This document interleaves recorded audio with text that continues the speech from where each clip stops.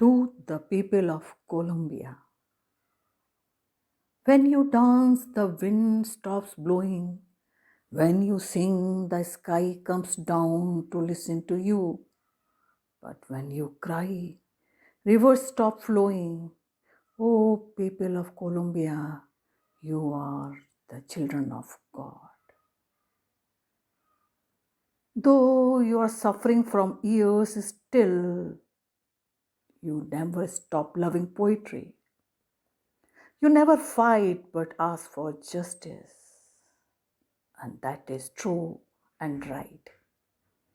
I am a poet from the land of Gandhi, from the land of peace, from the land of Upanishad. Pray for you and your eternal happiness, but pray for your win in your struggle.